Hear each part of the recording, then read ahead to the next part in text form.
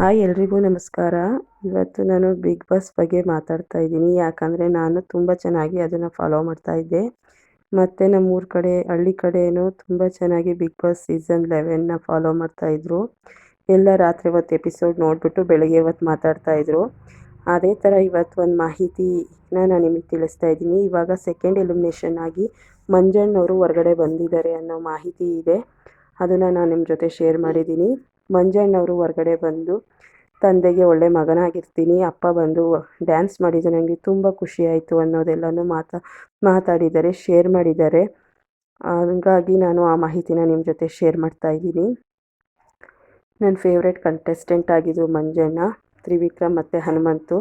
Manjanna already ಹೊರಗಡೆ ಬಂದಿದ್ದಾರೆ ಅನ್ನೋ ಮಾಹಿತಿ ಇದೆ. ಇನ್ನು ತ್ರಿವಿಕ್ರಮ್ ಮತ್ತು ಹನುಮಂತು ಇವರಿಬ್ಬರಲ್ಲಿ ಯಾರು ಗೆಲ್ತಾರೆ ಅನ್ನೋ ಕುತೂಹಲ ಇಡೀ ಕರ್ನಾಟಕಕ್ಕಿದೆ. ಕರ್ನಾಟಕ ಜನತೆ ಅಂತೂ ಕಾಯ್ತಾ ಇದೆ. ಅದನ್ನೇ ನಾನು ಇವತ್ತು ನಿಮ್ಮ ಹತ್ರ ಒಂದು ಅಪ್ಡೇಟ್ನ ಹಂಚ್ಕೋಬೇಕು ಅನ್ನಿಸ್ತು. ಯಾಕೆಂದರೆ ಫಾಲೋ ಮಾಡ್ತಾ ಇರೋದ್ರಿಂದ ತುಂಬ ಚೆನ್ನಾಗಿದೆ ಬಿಗ್ ಬಾಸ್. ತುಂಬ ಮಿಸ್ ಮಾಡ್ಕೋತೀವಿ ಶೋ ಮುಗಿದ್ಮೇಲೆ, ಅದರಲ್ಲೂ ಸುದೀಪ್ ಸರ್ನ. ಹಾಗಾಗಿ ನಾನು ಇದೊಂದು ವಿಡಿಯೋ ಮಾಡಬೇಕು ಅನ್ನೋ ಆಸೆಯಿಂದ ವಿಡಿಯೋ ಮಾಡಿದ್ದೀನಿ ಅಷ್ಟೇ. ನೋಡೋಣ ಯಾರು ಗೆಲ್ತಾರೆ ಅಂತ. ಆ ಮೂಮೆಂಟ್ನ ಇಡೀ ಕರ್ನಾಟಕನೇ ಕಾಯ್ತಾ ಇದೆ, ಇಡೀ ಕನ್ನಡಿಗರೇ ಕಾಯ್ತಾ ಇದ್ದಾರೆ. ಇದ್ರ ಬಗ್ಗೆ ನಾವು ಮಾತಾಡೋಕ್ಕೆ ಏನು ಇದಲ್ಲ, ದೊಡ್ಡವರಲ್ಲ.